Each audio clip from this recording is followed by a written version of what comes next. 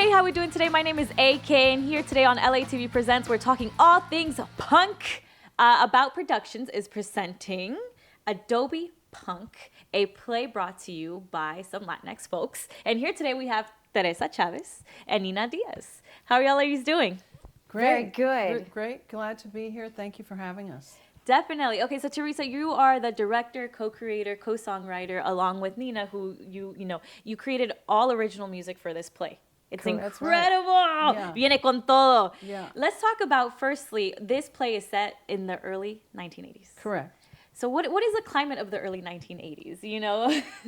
Well, in terms of punk, it was not the center of the punk period. It started in the late 70s going into the early 80s, but there was a lot of punk music going on, clubs everywhere, clubs downtown, West Side, East LA, and bands that were coming up because they started out with the notion that they could just play music even if they didn't play any instruments or had never written a song before, and bands that maybe had a little more experience. And at that point you had bands that had been around for 5, 6, 7 years. Wow, okay. And were touring nationally and were on major labels. And this is, of course, at a time when there was no internet.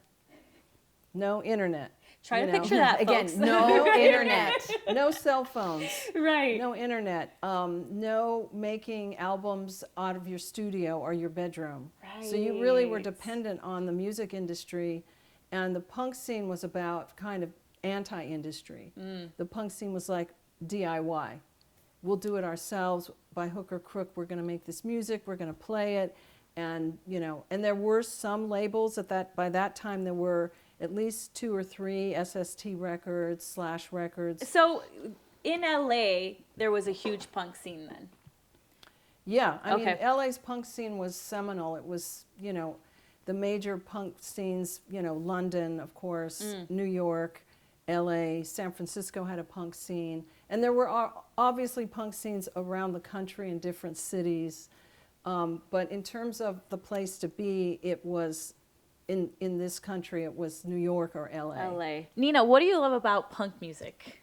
Well, first of all, I just feel like that's in my DNA, that attitude of do it yourself, which can get you into trouble sometimes. But it's something that it's like this balance of, because with punk you think, oh, they're just a punk, like whatever. There's still something very stable about it. It's like controlled chaos. Okay. It's like something where you can completely be yourself and supported by people that are just trying to find themselves too, and they're not judging you for maybe making any mistakes.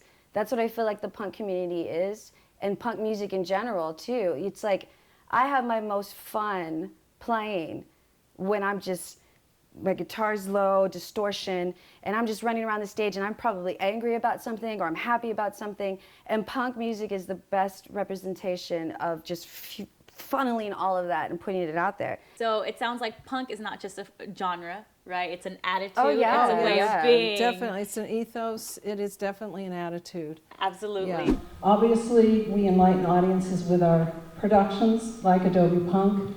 Transformative, unique storytelling that you're not going to see anywhere else in LA. That's for sure.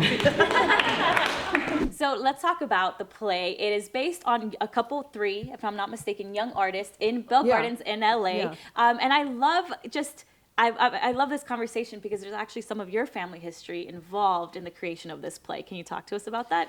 Well, I'm a 7th generation Californio. My Hey. family's lived in LA, what is now LA, since the late 18th century. And they built some adobe homes in different areas of the city. And 2 of them were in Bell Gardens. And one of them is still there. It's the oldest house in LA County. Wow. The other house burnt down in the early 1980s, and that's where our story is set, in this house that is vacant. It's not empty, but it's vacant. And these 3 young characters in their late teens, early 20s decide they're going to squat in this house. What were maybe some of the intentionalities, or what do you want the audience to take away from this play? Why should they go see Adobe Punk? We were talking about the punk ethos, that you can find your creativity in this form, and it's open to anyone, and you can find a way to collaborate with other artists and create something new and fresh and unique. And that's what we display in the piece. And in our piece, theater work, we actually see them writing songs. Okay. The songwriting process is part of the show.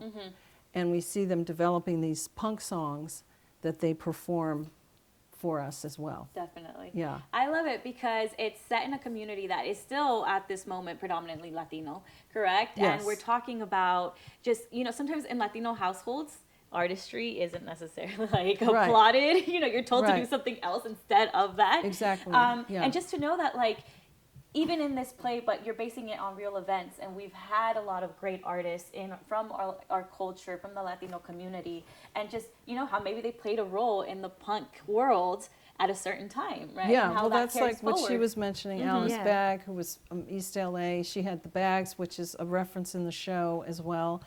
And then she became the Alice Bagg Band. Yeah, and And- how she grew up as well. I mean, she grew up on the East LA, and she was definitely in that type of family where she was the outcast. But going back to the play, I feel, and that's, as you were saying that about the adobe underneath the wood, I feel like that's what this play is totally about. Because when Theresa would read me parts of the script, I'm like, dang it, it's like you're in my head.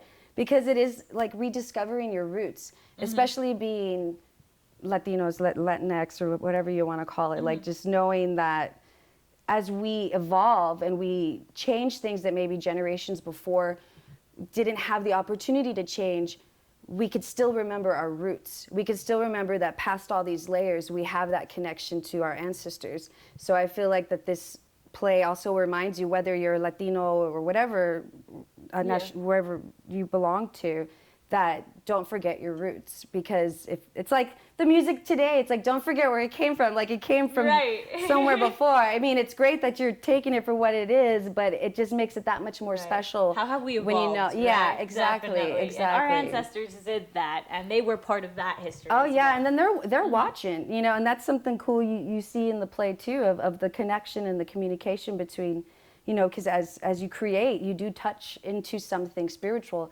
and if your ancestors are there, your spirit guides, it's amazing. So I feel like that's definitely a part of the play too, of connecting with ancestors and your inner core.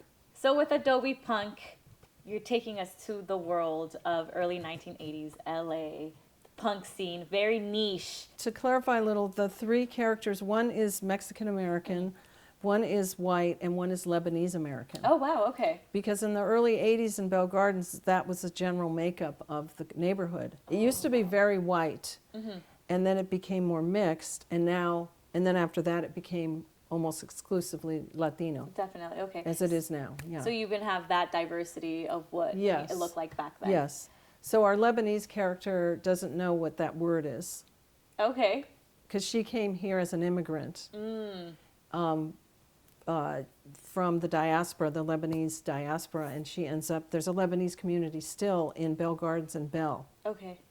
And so her family was part of that. And so there's certain words she doesn't know, and then another word she doesn't, or another phrase is diddly squat. And that's the name Which of is one the of the name of songs. Yeah, Yeah. okay. Yeah. And she's like, what's diddly diddly? squat? Yeah. Like that's not a phrase that she has heard. Right. Yeah. Wow. So you definitely touch into just, I guess, just like the culture shock, right? That Yeah, was there's present some, at the there's some time. culture shock there, yeah. But yes, she's a punk.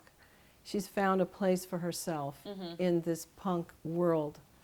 And she's the main, in the story, she's the one that has the most musical background because she plays some piano Okay. and she plays the bass and She's able to create some tunes out of it, right? Yeah. While she's trying to punk yeah, out. yeah, exactly. Yeah, Definitely. Yeah. Okay, so now tell us, this play will be shown at Plaza de la Raza, and from when to when? Opening Saturday, March 19th through Sunday, April 3rd. Perfect. Playing Thursday through Fridays, Thursday through Saturday at 8 p.m. and Sundays at 3. Perfect.